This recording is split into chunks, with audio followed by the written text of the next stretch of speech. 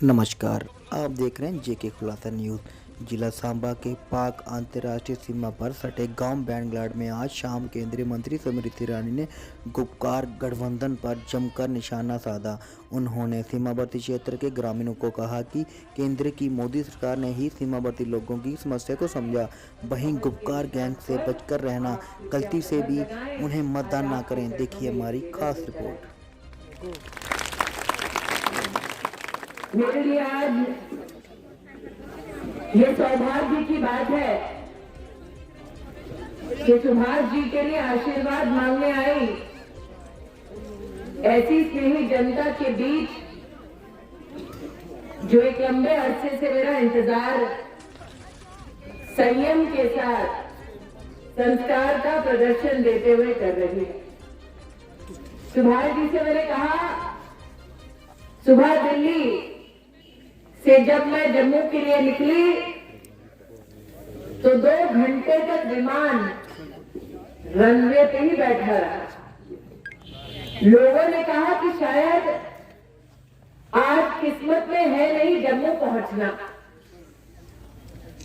2-3 घंटे की देरी के बाद जब जम्मू उतरी तो सीधा रियासी गई। रियासी से फिर सीधा आपके बीच। मन में ये व्याकुलता थी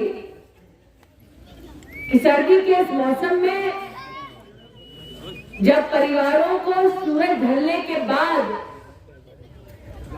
घर में काफी काम रहता है, ऐसे में क्या आप सब अपने परिजनों के साथ भारतीय जनता पार्टी को अपना आशीर्वाद देने और विशेषकर एक लंबे अंतराल के साथ रुकने के बाद मेरी बात सुनने के लिए आएंगे। और आज मैं अपने आप को भाग्यशाली मानती हूं कि आपने इतना स्नेह, इतना बड़ा आशीर्वाद न सिर्फ मुझे दिया बल्कि भारतीय जनता पार्टी का एक एक कार्यकर्ता जो आज यहां उपस्थित है वो आपके स्नेह के लिए कृतज्ञ है। ये स्नेह, ये विश्वास, ये सहयोग जनता जनार्दन से तब उत्पन्न होता है, तब मिलता है जब एक राजनीतिक पार्टी का नेतृत्व इतना सक्षम हो, जनता के मन के इतना करीब हो कि जनता उस नेतृत्व के चलते हम जैसे साधारण कार्यकर्ताओं को अपना प्रेम और अपना आशीर्वाद देती है। और भारतीय जनता पार्टी के एक एक कार्यकर्ता का सौभाग्य ऐसा कि आज जिस नेतृत्व की छाया में हम आप सबकी सेवा कर पा रहे हैं उस नेता का नाम नरेंद्र मोदी है। आप सब आज उम्मीदों के साथ, अपने सपनों को साकार करने के संकल्प के साथ सुभाष जी की ओर बड़ी आशाओं के साथ नजर गड़ाए बैठे हैं। और ये विश्वास, ये अपेक्षा भाजपा से होना स्वाभाविक है। साल 2014, साल 2019 में आपने अपना विश्वास मोदी पर दिखाकर लोकसभा के चुनाव में जाकर पोलिंग बूथ पर कमल का बटन दबाया। एक संकल्प लिया नरेंद्र मोदी ने कि कश्मीर से कन्याकुमारी तक सबका साथ, सबका विकास ही हमारी राजनीति की आधारशिला रहेगी। और अगर सबका साथ चाहिए हिंदुस्तान में तो सबसे पहले शर्त यह थी कि हिंदुस्तान का वो राज्य जो वर्षों से जकड़ा हुआ था धारा 370 की कैद में, जम्मू कश्मीर को उस कैद से रिहा करना था। धारा 370 हटाकर विकास का पूर्ण आशीर्वाद जम्मू कश्मीर के एक एक नागरिक तक पहुंचाना था। आपने नरेंद्र मोदी पर विश्वास दिखाया। आपने भाजपा को 14 और 19 में ऐतिहासिक जीत दी और आपने जो ताकत दी उसके आधार पर धारा 370 हटाकर जम्मू कश्मीर के आवाम, जम्मू कश्मीर की जनता के साथ पूर्ण रूप से इंसाफ किया गया। वर्षों से जम्मू कश्मीर में कितने ऐसे परिवार थे जो ST/SC समुदाय में जन्म लेते, लेकिन संविधान का पूर्ण संरक्षण उन्हें धारा 370 की वजह से अपने ही प्रदेश में न मिल पाता। आज भारतीय जनता पार्टी के कार्यकर्ताओं को गौरव है कि वो समुदाय, SC/ST के वो परिवार जिनको पूर्ण रूप से संवैधानिक अधिकार नहीं मिला था, धारा 370 हटने के बाद संविधान का वो आशीर्वाद जो पूरे देश में SC/ST कम्युनिटी को मिला, वही आशीर्वाद जम्मू कश्मीर के आवाम को भी उपलब्ध कराया गया। आज बहनों के बीच आई हूं। हम सब जानते हैं कि हमारे देश का संस्कार ऐसा कि बेटी जब घर में जन्म लेती है तो बड़े उसके सर पर हाथ रखकर ये संकल्प करते हैं कि चाहे बेटी कहीं भी ब्याही जाए, लेकिन मरते दम तक उसका मायका उसका संरक्षण करना नहीं छोड़ेगा। लेकिन दुर्भाग्य ये था कि जो बेटी जम्मू कश्मीर की धरती पर जन्म लेती, अगर माता पिता उसका ब्याह प्रदेश के बाहर करवाते तो धारा 370 के चलते जम्मू कश्मीर की वो बेटी अपने घर में ही पढ़ाई कर दी जाती। इसलिए नरेंद्र मोदी ने संकल्प लिया था कि अगर जम्मू कश्मीर की महिलाओं को, बेटियों को न्याय दिलवाना है तो धारा 370 को महिला के सम्मान में हटाना है। यह संभव इसलिए हुआ क्योंकि साल 2014 और 2019 में लोकसभा के चुनाव में आप पोलिंग बूथ पर गए और आपने कमल का बटन दबाया। कुछ लोगों को लगता होगा कि ये तो मूलभूत संवैधानिक अधिकार है, वोट देंगे 19 तारीख को, तो 19 तारीख को सुभाष जी को वोट देकर क्या पाएंगे। सामने गुप्कार गैंग है, 3 राजनीतिक दलों की ताकतें जो इकट्ठे हुए हैं ताकि विकास को आप सबसे दूर कर सके।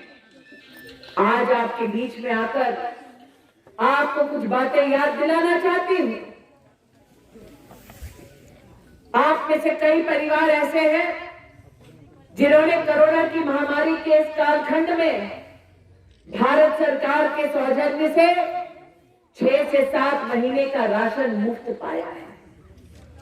ऐसे परिवार दिल पर हाथ रखकर कहे कि अगर केंद्र में मोदी ना होते, कांग्रेस की सरकार होती, MC का राज होता, तो क्या जम्मू और कश्मीर की जनता को मुफ्त का राशन महामारी के वक्त पहुंचा पाता कोई? बच्चा बच्चा जानता है देश का कि महामारी के इस कालखंड में नरेंद्र मोदी के नेतृत्व में देश का 80 करोड़ नागरिक 6 से 7 महीने का मुफ्त राशन इसीलिए पाता है क्योंकि वो चुनाव के वक्त कमल का बटन दबाता है। आज आपसे पूछना चाहती हूं, आप में से कई परिवार ऐसे होंगे जिनको इस महामारी में गरीब बहनों के खातों में पैसा मुहैया कराया गया है।